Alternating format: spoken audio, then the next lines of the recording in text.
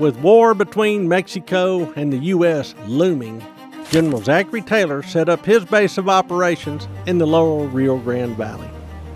In late March, he landed his 2,500-man army at Brazos Santiago Island, a large sandy expanse near the mouth of the Rio Grande.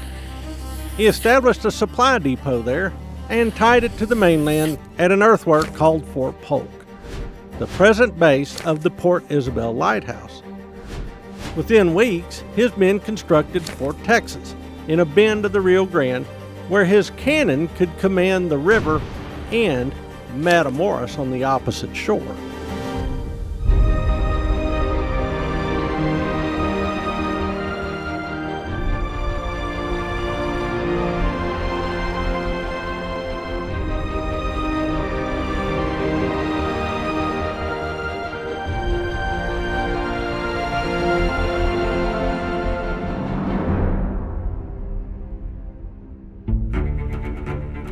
Mexico moved a 5,000-man army to Matamoros, declaring that Taylor and his troops were trespassing on the state of Tamaulipas, which they declared extended all the way to the Nueces River. After April 24, 1846, Mexican General Mariano Arista declared hostilities to exist between the U.S. and Mexico. The following day, 1,600 Mexican cavalry crossed the Rio Grande and ambushed a group of 80 U.S. dragoons, killing 15 of the Americans and wounding another 6. The survivors were now prisoners of war. The Mexican column continued sweeping the north bank of the Rio Grande and overran a Texas Ranger camp commanded by Captain Samuel H. Walker. After this dust-up, Arista crossed over the rest of his army. On May 3rd, Mexican cannon began to bombard Fort Texas. American General Taylor rushed his command from Fort Polk to relieve the besieged post, and Mexican General Arista moved troops to stop him. On May 8th, the two forces clashed on an open prairie called Palo Alto, Tall Oaks.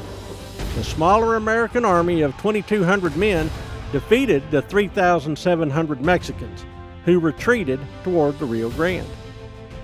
The following day, Taylor followed up with his victory. A force of 1,700 American troops routed the 4,000 Mexican soldados of the Ejército del Norte, the Army of the North, and drove them back across the Rio Grande. Taylor now concentrated his army at Fort Texas. The Mexicans withdrew to Monterrey. Mexico demanded that all U.S. troops withdraw from the contested ground. Instead, on May 13th, the United States declared war against stiff opposition in the halls of Congress. President James K. Polk issued a call for 50,000 volunteers to come from Illinois, Indiana, Ohio, Alabama, Mississippi, Tennessee, Kentucky, and Texas.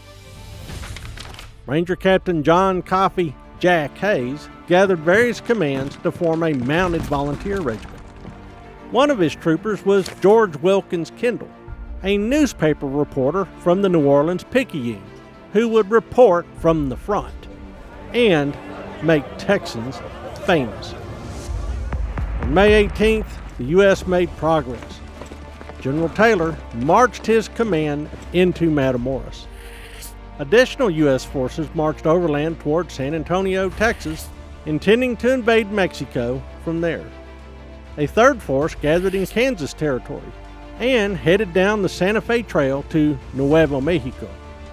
Meanwhile, American adventurers in California declared themselves the Bear Flag Republic, and U.S. warships landed Marines and declared the region U.S. territory. The United States would occupy by force what Mexico had refused to sell.